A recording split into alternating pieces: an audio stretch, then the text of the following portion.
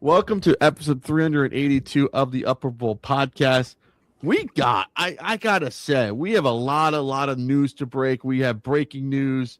Doesn't matter if it's the NFL, MLB, the NHL, college hoops, or anything, but we got so much breaking news coming out to Wazoo because it's post day 2 after Black Monday. Would you say, or day 3 or after Black Monday? Dunkin Dad, how are we doing, by the way? Good. How you making out, man? Huge news. Lots of stuff dropped actually yesterday afternoon as well. Got an impromptu phone call from Trevor Harris. Yep. And screaming at me on the other line. Yeah. Guess who got fired? Guess who got fired? Immediately I was like, Trevor, what did you do at work? Oh no. No, it was not that. I did not get fired from my day job. Jim Harbaugh got not Jim Harbaugh. John Harbaugh got fired for the Baltimore Ravens, by the way. Your thoughts? And I never thought they would do it, by the way. And I looked in. The Ravens have only had 3 head coaches in their lifetime, by the way, as a franchise. Could you believe that? 3 head coaches and Calipari. Yeah, I'm thinking about Calipari looking ahead. No, and Harbaugh. You say all these Johns. Got all these Johns and Jims in my head right now. Bunch of East Coast guys. Bunch of Paisans we got over there. What the Paisans. And you think about, like, 2 of the 3, like, iconic Super Bowl winning head coaches. Yeah. Right? Brian Billick. I mean, Great coach Brian Billick. Had the pleasure to talk with him a couple times. Harbaugh. Same thing. Shout out to Ozzie for being the consummate GM when that franchise first kicked off. Quality guys around. A lot of, what do you want to say, like high IQ football guys have gone through the city of Baltimore. I know Hasselbeck gets a lot of crap, but go ahead and listen to him when he breaks stuff down. Now being a head coach down there for high school team right now. Hasselbeck, right? Winning a couple state championships. Flacco, obviously, heady guy, really super intelligent. He hung him up too. But yeah, I guess I echo what Coach Dungy said. Shout out to Coach Dungy, Tampa. Yeah. Indy guy. And he was like, he never thought it would come to this sort of parting. You know, he's got a great winning percentage. Definitely about the culture there. But, you know, that's coming from a guy who was also, you know, moved on from his position in Indianapolis to Tampa. So it's a business. Indy, you know, it's like it's a business, right? So these things do happen. I don't know what direction Baltimore is going to want to go at this particular point, but we always resound the fact in this particular podcast that who are you going to get that is going to be better than John Harbaugh? Now, the Eagles did it with Andy Reid after a bunch of time. Yeah. And there was a little interim period, and then things kind of got, you know, course corrected to a point. But, you know, who's your option now? Yeah. Where are you going? This is who the Ravens have had, by the way. Ted Marchibroda. There we go. Brian Billick. He lasted 9 seasons. Marchibroda lasted 3 seasons, by the way. After that, John Harbaugh, 18 years, by the way. John Harbaugh. He's been there for the life of your children. Yes. He's been there since if you were in high school, your sophomore year or freshman year, he's gone through everything. He's seen everything. He was the Eagles special teams coach as well and safeties coach. So I'm shocked by this move. We always say, like, who are you going to get better than John Harbaugh? Like, Ravens. These are shoes to fill. You can ask Brian Billick come out of retirement. That ain't going to happen. Go poach Cliff Kingsbury. Have him drive him up the expressway of 95 to go back. Yeah, have Brian Dable come down, Cliff Kingsbury come up, meet in the middle. Cliff Kingsbury's looking for a job too, anyways. He's looking for a job too, man. But for real, this was the most breaking news of all breaking news. I was driving down to work. When I heard this, I saw a notification on the phone. Like, who the fuck texted me? They're like, "Oh shit!" Calls Dunkin Dad immediately. It's like, we got to talk about this right off the gate for the show. Anyways, I know it's Black Monday, but that's the biggest Black Monday firing of all time. Anyways, yes, it's big. It's been a while since we've had a Black Monday where we've seen premier coaches kind of go down. And there was a little meme gif, whatever, came out and said, it's got Harbaugh getting fired on one side, Tomlin getting fired in the center of the goalpost, and then Harbaugh again. And it's like, you really feel as if that's what it came down to on that kick by Loop. And this is where we sit. You know, we were offered Harbaugh because kick didn't go in. If not, we're probably looking at Tomlin getting fired. Why they had to do it, And things are never clean. Things are never easy. It's got, decade and a half, almost 2 full decades of relationship. Where do they want to go? Ask Steve Biscotti, man. Ask him. Be like, hey, man, what do you need? Need another cup of espresso here? May need to. What are you thinking? That's what I ask. Like, what are you thinking up in Baltimore? Like, is this a Biscotti move or is this the GM move? I mean, I don't know. I mean, like there's been talk about moving on for, a hot minute or whatever. And we always go through these cycles of coaches where they're on the hot seat, off the hot seat, has the voice gone cold in the locker room, has a knock gone cold.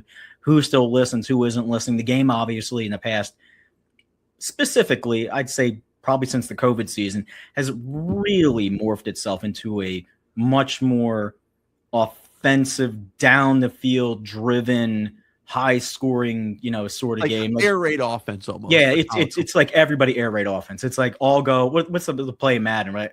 All goes. Four verticals. Four verticals. Yeah, 4 verticals. Like everybody just goes like that. 4 verticals, trips left or trips right.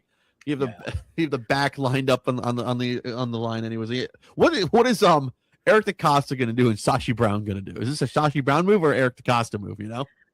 Yeah, I mean, there's a lot on the table here. Hopefully they can get things squared away with Henry in the offseason. He corrects the fumble-rooskies. Hopefully Lamar gets 100% healthy. Flowers. What do they do with Lamar? Because he wants a new deal too. Anyway, so a lot of flux, a lot of change, man. It's we come to these points. I'd say like it used to be about every 10 seasons. And now it's like it's ramping up a little quicker now because 10, more like 3 now. Yeah, that's what I'm saying. Now it's 3 to 5 window. What's going to happen? What's not going on? And for the most part, I think you can be safe to say, like, Baltimore has exceeded its ceiling. Like Super Bowl window, right? Oh, it's hit its ceiling, Yeah, it's right. It's hit its ceiling. It's like, hit its ceiling. like the garage ceiling. It's that soft, like stuff. Yeah, the soft soft push-up tiles. The Ravens have hit that many times. They've got like a dumb bird. Spirals hits the floor every time. Yeah, little bits of the styrofoam, whatever starts falling down, or yeah. It's like now it's finally like boom, hole through it, tiles cracked, thing falls on, drop ceiling, whole thing's coming down.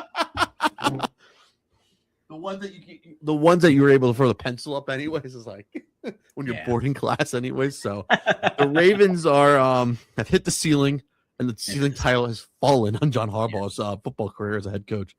All right, let me ask you this. Stephen Stefanski got fired. Jonathan Gannon got fired. Yes. Pete Carroll got fired. Mm-hmm. Your boy Mike Kafka, he's fired. Oh, now I picked Kafka to stay. Yes, you did. Dun, dun, dun, dun. Mike McDaniel did not get fired yet. He may not get fired. He's in on the fucking GM search. I found out, by the way, and everyone's pissed about it. By the way, breaking news. Is it breaking news? Anyways, well, it's okay. Yeah, news like, close to the vest. It was very close to the vest. It's like he's got pictures of Stephen Ross's daughter or something. Whoopsies! Oh no! That's what he's smoking with before the game. No accusations. No implications. Vegas, baby, Vegas. It's legal in a lot of states now. I'm just saying, people are above age. It's fine.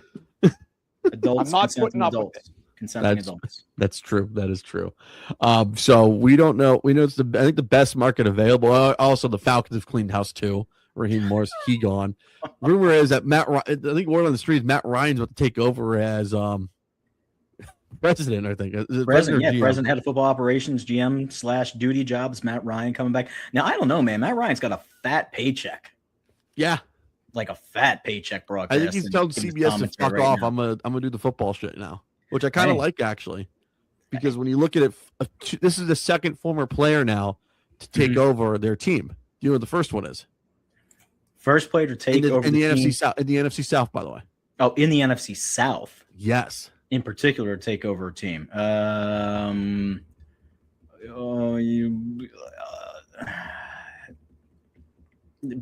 Derek Brooks? No. Dan Morgan. He's in charge of the Carolina Panthers, by the way. Okay. I thought it was a Carolina connection, yeah. Dan Morgan, he's in charge of the Carolina Panthers. Now we have Matt Ryan being in charge of the Atlanta Falcons.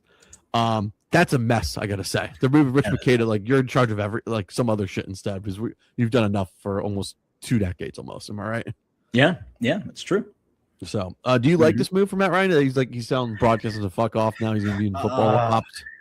Yeah, I don't know. I mean, there's only been a few guys who have really made the transition from like a premier NFL player, to the front office. I mean, obviously you had Elway, you had Lynch, you had Ozzie Newsome. You referenced, Morgan or whatever. I mean, Jerry Jones obviously falls into that group to a point. Guys that are trying to do it now, though, I mean, like you look at Von Miller, you look at Matt Ryan, there's names getting thrown around. Do I feel as if it's something? Brady, right? He's in that minority owner-ish, but he's going to have more of a GM say. He's going to have more of an operational say. I don't know. There's a lot to fix in Atlanta, and I'm going to make a reference to the Philadelphia market right now. It seems like an in-house hire, and sometimes the in-house hire who wants to do it the old way doesn't necessarily translate. Are you relating it to your team, your town, your Philadelphia Flyers? I am. It seems like a Snyder Clark move here. Well, the thing is, Ed Snyder's dead. Shout out to him, by the way. And shout out to Bobby Clark, who's still alive. Rolling up, by the way. We'll talk about the Flyers later, by the way. We do have a good show for you today. A lot of news is happening. We'll talk about more Black Monday as well. We have NFL playoffs. We have a guest on the show, making his appearance on the show. He likes all the clips. He always been wondering when am I going to come on the Upper Bowl podcast. And I said, like, Kevin Walker from 105.3 The Fan, you get the call anyways. It's not like, like the Hall of Fame call. Oh, yeah. You made the Hall of Fame, like Kevin Walker, you're on the show finally. You're on the show. He's been very impressed with our work. He sees all the clips. He always sees Jake Reitman and other people like Carter Freeman and so on and so on. So was that call after 14 messages of left on red, and he's finally like, I better answer this guy? No. Okay, all right. He responded pretty quickly, actually. He yapped out because he asked me about when we use on StreamYard and stuff. Anyways, okay. I asked him, "Hey, you want to come on the pod finally?" Since you like all of our shit out, anyways. So I have a theory about a lot of these coaches right now, and I have a theory about where things, in my opinion, which is are we going to Fantasyland right now? This is Fantasyland. Okay. What are you thinking? This is my little homage to Dennis Miller, HBO late nights. I'm going to follow you on this one. Let's go. It's just my opinion. I could be wrong. Shout out to Dennis for that. I think what you're going to see is instead of going for a singular head coach, marquee kind of guy, I think what you're going to do is you're going to have these GMs sit down with the collective. Now, apparently there's going to have to be a little bit of leeway given. Like you're going to sit down with someone like Harbaugh, and you're going to sit down with someone like, let's just say, I don't know, for talk's sake, Stefanski, right? Yeah. And you're the Raiders. You're going to be, hey, listen, we need a head coach. We can't have a co-head coach, right? This isn't, high school ball. So we're going to make Harbaugh the head coach, and he's going to run the defense. But Stefanski, you're going to be our offensive guru. You're going to run our offense. So like offensive side of the ball, that's all you. Personnel, all you. Defensive side of the ball, especially like all you. And then you guys are special teams too, also. Yeah, special teams too. And you guys are going to come together, and you're going to run this as sort of like a two-headed monster. Will it eventually build up into some sort of like, oh, the offense is doing enough, defense is doing enough? And they're going to go at each other. Yeah, I think like the Buddy Ryan days, back in the day. Like Kevin, they've been going after Kevin Kilbride. Going after Kilbride, punching guys on the sideline. We're going back to that. Let's go. But I think what's happened is that I think the two sides of the ball are so specific and intricate to themselves that you need a head coach that does one of two things. Yeah. One, he's just a figurehead.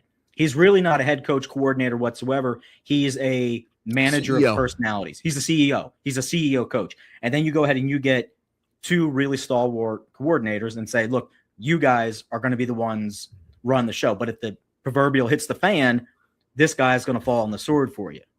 And I think that nowadays, like that's got to be the trajectory of where you're going. Like what the Eagles did when they brought in Kellen Moore and Vic Fangio. Correct. Like they're the kind of like the trendsetters of this, at least. Yeah, I that's right. And I think that's the example, I guess, that you could go ahead and cookie cutter out of it. Now, the catch is the one of those guys want to be a head coach. Yeah. Then they're going to be like, deuces, and they're going to take a head coaching job. I mean, straight up what's happening right now in Seattle, their defensive coordinators interviewing for a bunch of jobs this week because they got the bye. I mean, I don't think Campbell's really appreciating it out there, but hey, what's he going to do about it? Happened with the Eagles when Gannon had his little time. Happened with Steichen. It happened, like all over the board, right? Like Frank Reich after the season. Frank Reich after the season, right?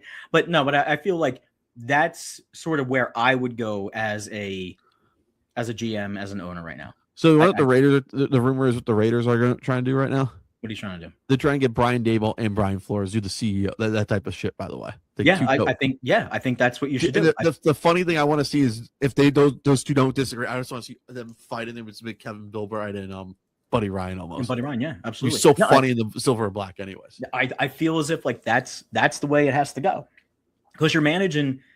It's sort of like the way that the NBA has evolved now. Like you're managing more of the personalities of the players than you are of the X's and O's. Mm-hmm.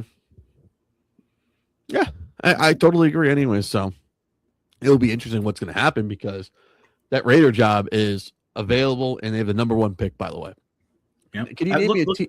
Look at how well San Francisco is working right now. As soon as they got Saleh back, Saleh wanted to be head coach. Not so good. And there's talk about Jim Schwartz getting promoted again in Cleveland to be the head coach. Listen, we saw it. We saw it. We saw it. Jim Schwartz, you are not a head coach. But it would be the first time a coach he was a Lions head coach. Most people who become Lions head coaches never become head coaches again. By the way, he'll be the first one in history. By the way, first time for everything. Time for everything. But I think if Cleveland goes that route, it's not going to be a home run hit at all. It's going to be like the Detroit Lions in the mid 2000s or early 2010s, and you're going to see Jim Schwartz get pissy and shake someone's hand, and someone's get really offended by it at least. And I'm for that, by the way. Yeah, no. The only reason that's even plausible is because of the relationship that he has with Garrett and how that defense succeeds even in a really crappy, environment. A couple of years ago, they were talking about as being a Super Bowl caliber defense. What's your point? Exactly. That is the point. That is exactly the point, Jerry. Yes. Speaking of Jerry, he fired another defensive coordinator, by the way. Who did Jerry fire? Matt Eberflus, by the way. Matt Eberflus, come on down. They get the fuck out, by the way. That dude has been given so many jobs and failed upwards. It's ridiculous, by the way. Who does he know? I don't know. So, Eberflus was the head coach for the Bears. Now they're in the playoffs. Right. He's the head coach. He was the defensive coordinator for Brian. I almost said Marty Schottenheimer. Uh-huh. I had Marty. I want to say Schottenheimer and Marty, but Brian Schottenheimer couldn't do a lick of shit the first couple of weeks, and they got Quinton Williams, Logan Wilson. He looked stable for 3 games, then fell off the face of the earth after Thanksgiving night. Anyways, the week after Thanksgiving, they got destroyed by the Lions and stuff, and they went back to normal. Anyways, the Detroit, the Dallas Cowboys are looking for another defensive coordinator. It's kind of hilarious how they've gone through DC since Dan Quinn, by the way. That's their 3rd different DC in a while, by the way. There's much ado about something in the Metroplex. Yeah. There just is. Yes. Doesn't matter if it's Mike Nolan, Dan Quinn. Dan Quinn lasted 3 years, right? Yeah. 21, 22, 23. Yeah, 3 years. Then it was Mike Zimmer. Then it was Matt Eberflus. Now we have another defensive coordinator, by the way. Oh my god! Who do you think should take that job? The funny thing is Brian Schottenheimer wanted Robert Saleh as the DC, by the way. Never gonna go. He's never gonna leave San Francisco. No, but this is before he was gonna go back to San Francisco. He wanted Saleh, and Jerry was like, "Nah, I got Eberflus." Mm-hmm. How much of an idiot do you think Jerry Jones feels like right now? Like, I could have the best defensive coordinator for the team. Anyways, but Get her done. But he did not get it done. So idiotic move. So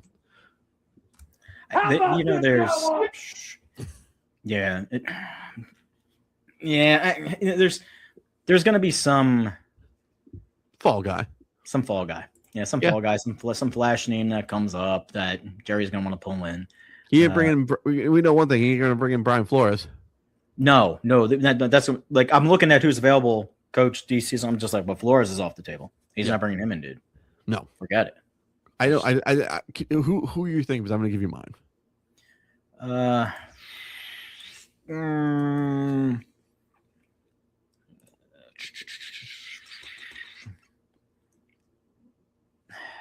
Can I say mine? You think he'd go Minter? I was thinking someone better. I was thinking someone else who's a really good think? coordinator, not a head coach. Raheem Morris. Oh, okay. Yeah. All right. Okay. Jesse Minter, I feel he may be the head coach for the Baltimore Ravens.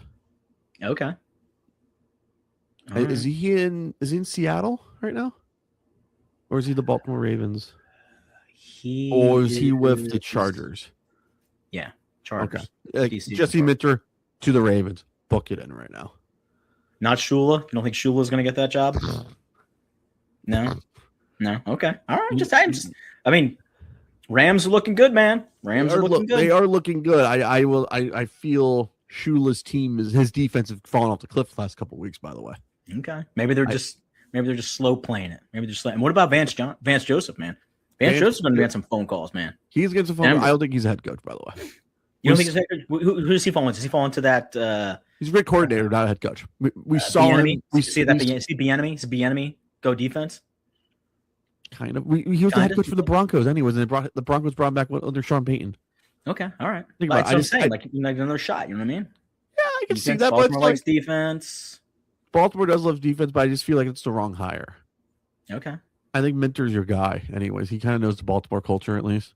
Like that defense has fallen off. Or really breaking this if you really want to figure this out. Anthony Weaver, maybe he's got some interviews for head coaches. By the way, he's the current Miami Dolphins defense, but I don't know anybody wants it. But he was a player there, anyways. He was, yeah. So, do you think anybody leaves places like Detroit or Green Bay after this season? Didn't Detroit kind of got rid of some people? Detroit. I don't know if I haven't seen anything. Green Bay, I haven't heard. They're in the playoffs still. I would not be shocked for this. We will wait for Monday, by the way, in case Sean McDermott gets fired, by the way. Oh. I'm not trying to put a tease up, bud. Dun, dun, dun, dun.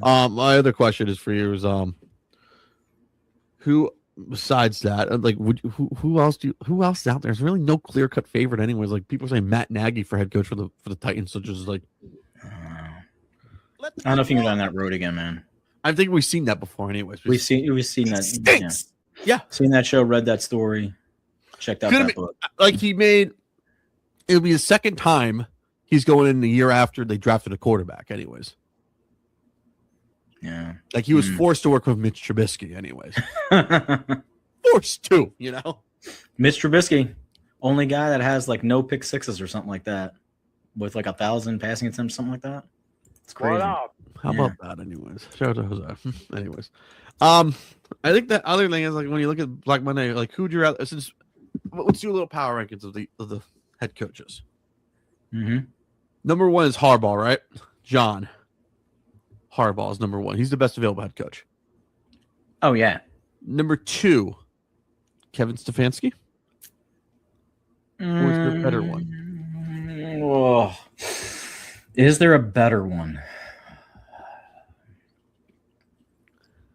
Mike McCoy ain't it, by the way. He's at the bottom of the barrel, by the way. Yeah, I mean, McCarthy, is he coming back? He is interviewing with the New York Giants, by the way. So we can put Mike McCarthy. You think he's going to come back, right?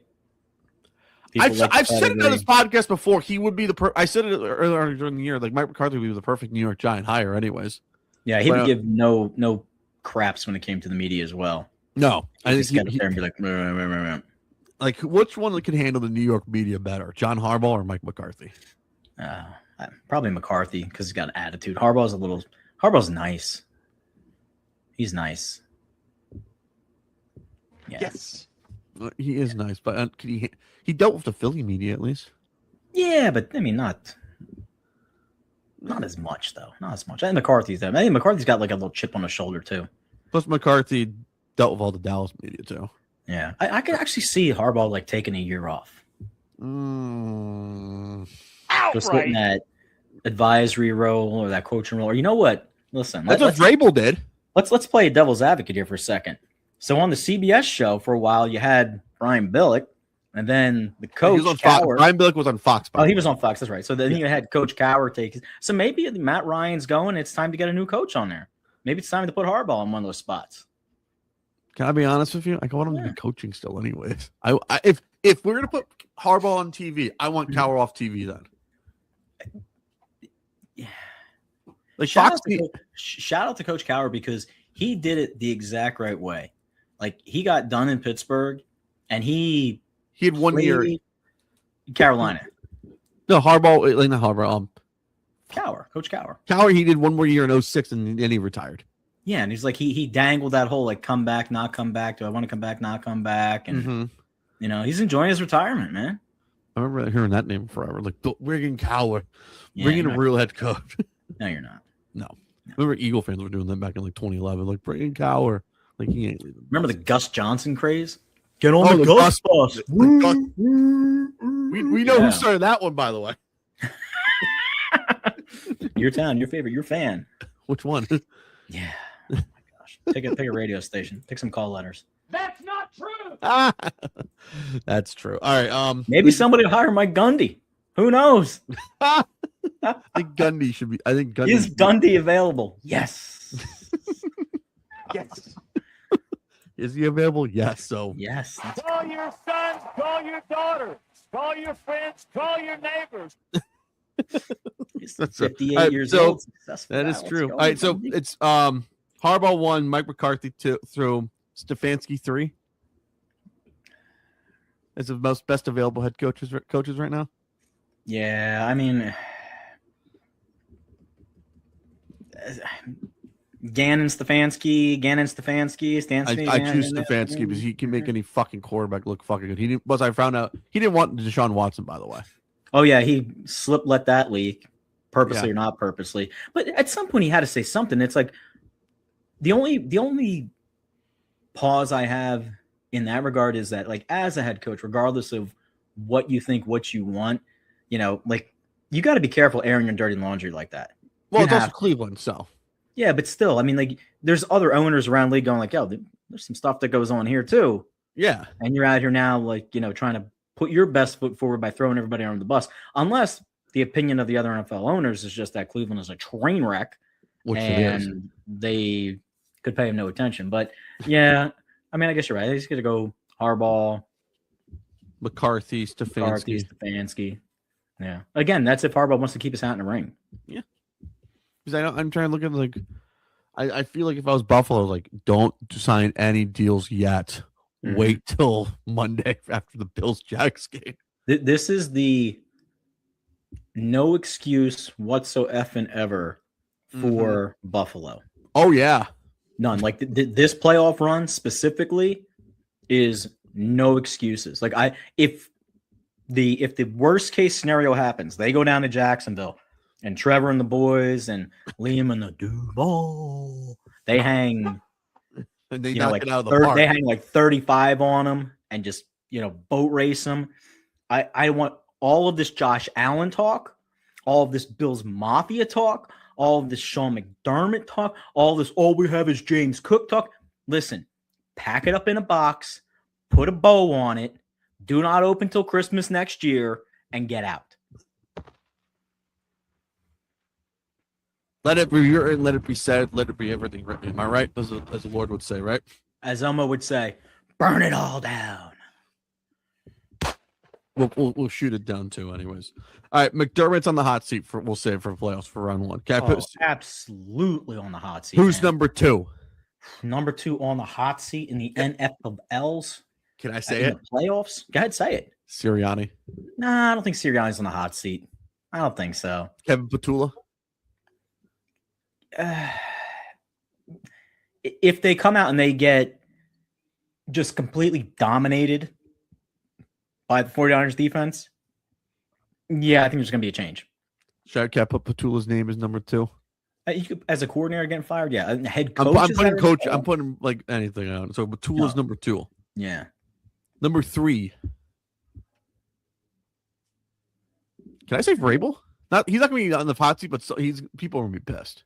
No, I mean, I think they'll be pissed, but I think they'll be happy at the fact that, he got them to where they were with that turnaround. Yeah. I think those coaches, though, I think, obviously everyone who's overachieved, they're all safe. Nothing's going to happen with our boy out there in Los Angeles. I was about to say McVay. I was ready to say, if McVay loses to the Carolina Panthers. Yeah. There's going to be some shootings on the fucking street down there, by the way. No, I think right now it's clearly a fixated bullseye, proverbially and hypothetically, folks, because we don't want to insinuate anything on McDermott's back. Like it's all eyes are on Buffalo. Like every single eye is on Buffalo right now. Yeah. A billion, 100 billion%. Like there is no pressure whatsoever, I'd say, like on any other team. I don't see the pressure on any other team. I don't see it. Pittsburgh's playing with house money. Houston's playing with house money. Denver's overachieved. Patriots overachieved. Packers, they're not getting rid of LaFleur anytime soon. The Bears are doing. That's like Mike Sherman. Matt LaFleur's in the Mike Sherman area right now. He takes another L. In that area of Mike Sherman era of Packer football, Matt LaFleur, by the way. I never thought I would say that, but like, break out the fucking sweater vest and everything of Mike Sherman anyway. He's in that category. I am going to be the biggest Packers fan coming up. Oh, wait. Yep. Okay. I need the Packers to win. Bears double potential blow like I'm looking at the Bears injury status right now. Oh yes. And we've got some guys that are questionable. CJ is questionable. Jaheed Walker's questionable. DJ Moore questionable. Limited participant in Tuesday's practice and walkthrough due to a knee injury. There's Roma Dunze available. Yeah, Duzier, limited participant, which means these guys are probably going to play. Other than that, Jose, these guys are probably going to play. Yep. But watch out. Watch out. You never know. Like all you need is some hunky-dory, wacky thing to happen. That's it. Or a fucking blizzard. That's, you know what? Funny you said that because that's exactly what I'm looking at right now because there is lake effect snow projected for Saturday and Sunday in Chicagoland area, folks. Can't do it. I'm glad it's snow. Snow showers on Saturday. Light snow on Sunday. It's going to be cold at Soldier Field. I don't believe it. I'm glad I'm shaking up an imaginary snow globe, and I'm not going to be there right now, dude. I want. Hey, snowy game. Hopefully, you never know. That usually favors the offense, and if that's the case, then you probably got to ride with the Bears because they're like run the ball down the field. Yeah, run the ball, Josh Jacobs. Just hand it off to Josh Jacobs. Just give him the ball, baby. Man. We might as well talk a little playoffs. Let's talk about it for a second, but then you got your guest that's going to really break it down. We're going to talk Eagles-Niners here right now, and then we're going to throw the rest of the playoffs. We talk a little bit of everything with Kevin Walker, so we do a little bit. It's the first time on the show. We're going to talk Eagles-Niners for a second. Okay. What are you worried about, by the way? Because I'm already seeing all the TikTokers, and I really want to punch people already. Respectfully. There is no respectfully on this show. Respectfully. But we will take pouring perspectively anyway. We'll take a little pouring perspective. Shout out to No Filter on that. I'm more concerned with the fact that Saleh is running the defense again. Yeah. I'm more concerned that CMC looks pretty healthy, and they've been working in a lot of Kittle into Brian the Robinson offense. Jr. Yep, a lot of that. I'm very happy in some regard, not because I don't want to play all the best players. 49ers are a little banged up. I think that favors the Eagles a little bit. I think that's why the line opened up at 3.5, 4 points for the Eagles at home. 4.5 we guessed on the lines on Monday. So yeah, I guess the line. So I'm happy about that. I'm not doing cartwheels about playing the 49ers. I know everyone's making a big deal of the fact that, the referee for the game is Alan Eck. Alan Eck, born in Williamsport, PA, and the Eagles are something like 8-1 in his games. I mean, I'll take it.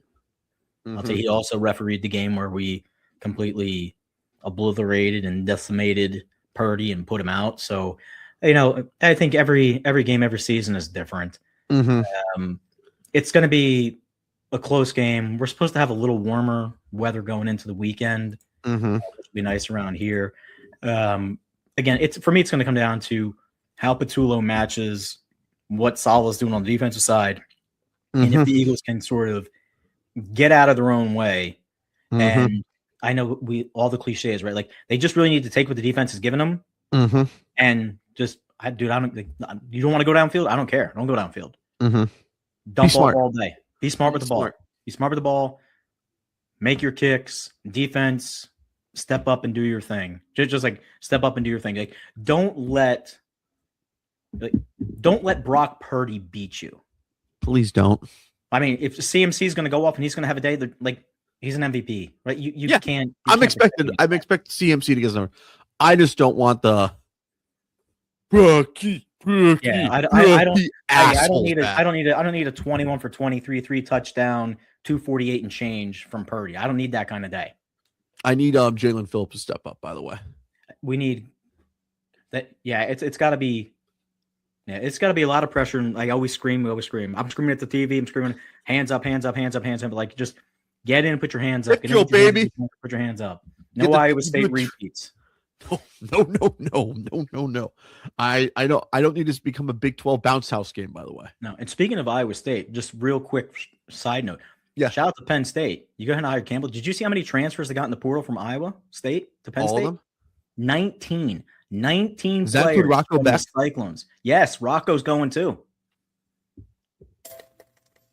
Jackpot.